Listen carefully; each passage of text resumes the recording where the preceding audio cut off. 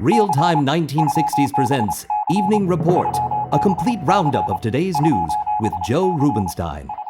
Good evening. A chimpanzee orbits the Earth in a Project Mercury space capsule. A mob attacks 5 Freedom Riders at a Mississippi bus station. President Kennedy responds to reports of low morale among reservists. Governor Rockefeller's son is missing. The CIA has a new director, and a speedy young heavyweight has his eye on the crown. Those are the headlines. The details after this message. She tingles, sparkles, glows. This is her shining hour. It's an enchanted Christmas world when you give her Desert Flower. Desert Flower by Schulten. Gifts of captivating fragrance that spell excitement this Christmas. Desert Flower hand and body lotion. Creamy pink lotion with the heart of lanolin to caress her skin to smoothness. Only $1 and $2. Twice as exciting in a gift set with Desert Flower dusting powder to puff on like cool air. Only $4. There are so many Desert Flower gifts from $1 to $10. It's an enchanted Christmas world when you give her Desert Flower.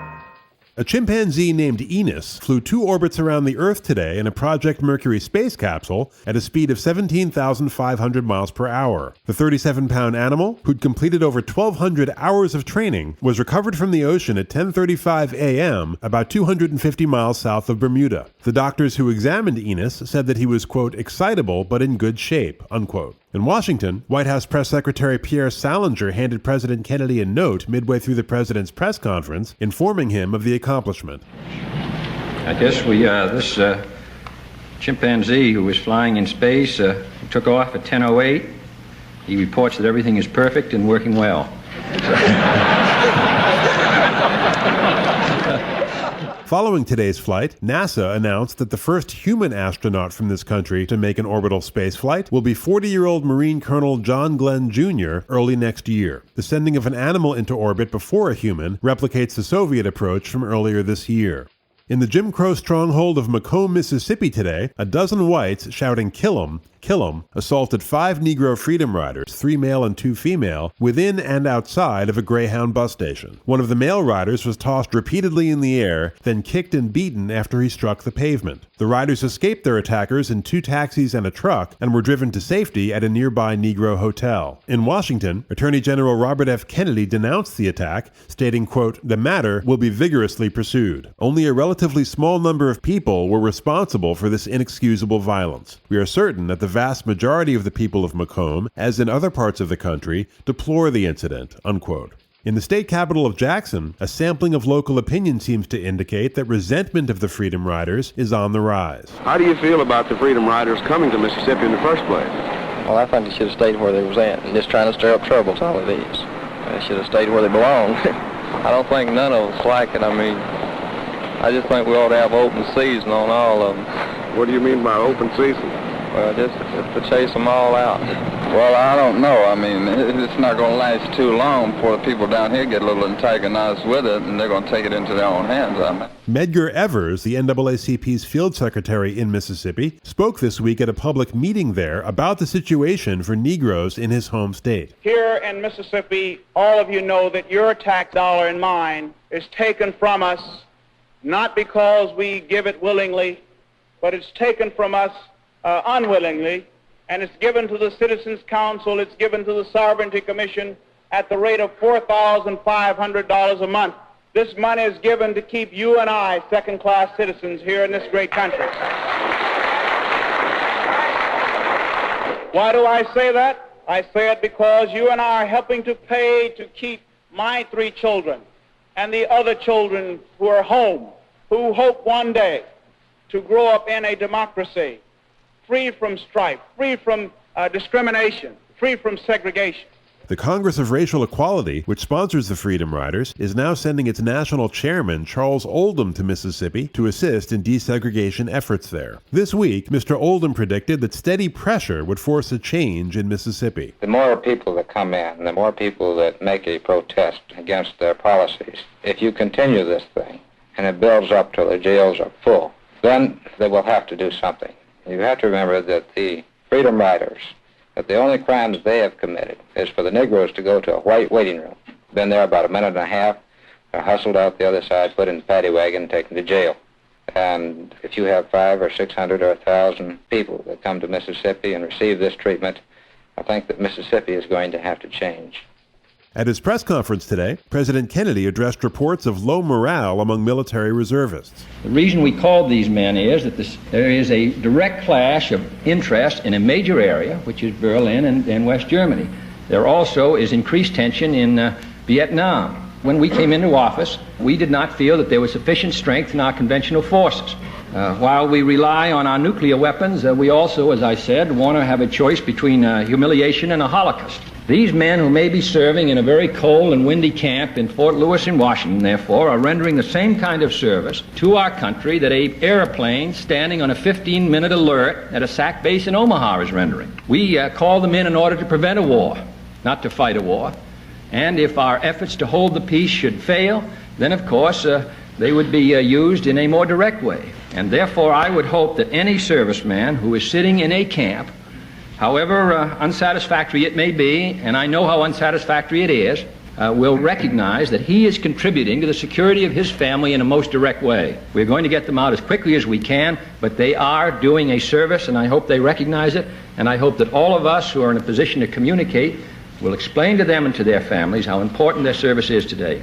On a separate topic, the president was asked if he felt he should decline to participate at functions at Washington's National Press Club, where female reporters are barred. As we are expected as a president to comment on everything, I will say that in my judgment, when a official visitor comes to speak to the press club, that all working reporters should be permitted in on a basis of equality. That is not a social occasion, but a working occasion. That happens to be my personal view, and the members of the press club will have to decide it in the way they want. They are entitled to have any arrangement they would want in regard, I would think, to social occasions. But I would think that when there is a official visitor here as a part of a guest of the people of the United States and there's a meeting held, that all reporters should come on a basis of equality. But that, I am not a member of the press club except honorary, and therefore, but I give my view as an honorary member, not as President of the United States. John Cosgrove, the president of the press club, later called the question a quote-unquote personal publicity gag on the part of the female reporter who had asked it. I'll have more news for you after this message. Hi, Georgie. Who are you? I'm your babysitter, Wendy Lou, and I've come over to play with you. Have you got a baseball bat? We'll have no need for that, because we're going to play the Jell-O pudding game. Okay, how do you play? Since you are Georgie Porgy, pudding and pie, let's play by putting chocolate pudding in a pie. Or lemon pudding with meringue piled up high. Why, you could make any kind of pie in the sky when you play the Jell-O pudding game. There's chocolate mint, butterscotch too, or vanilla for banana cream pie. Ooh! There's just one rule to this game. Be sure you catch the pudding with the Jell-O name, 'cause only Jell-O has the flavor that's great for putting more fun into every pie plate. Play the Jell-O pudding game today. Don't wait. Fried chocolate and vanilla and a new family size.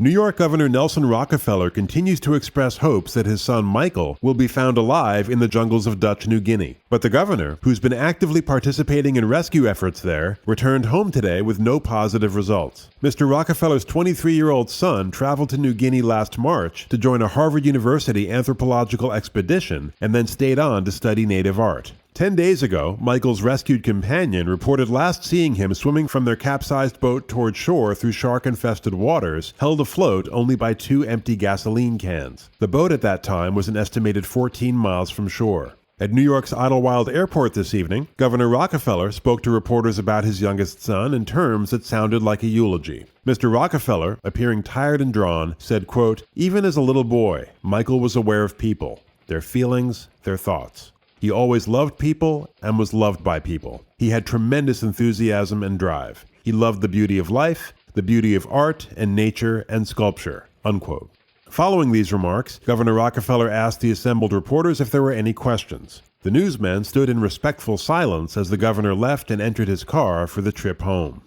At the White House this afternoon, President Kennedy looked on as 59-year-old John McCone, former chairman of the Atomic Energy Commission, was sworn in by Chief Justice Earl Warren as director of the Central Intelligence Agency. Members of Mr. Kennedy's cabinet, including Alan Dulles, Mr. McCone's predecessor, attended. Pressure for Mr. Dulles' retirement arose after the invasion of Cuba last spring by CIA-trained exiles ended in failure. Yesterday, the president made a surprise helicopter trip to Langley to present a National Security Medal to Mr. Dulles at CIA headquarters. I want to, first of all, express my appreciation to you all for the opportunity that this ceremony gives to tell you how grateful we are for the services that the personnel of this agency render to the country.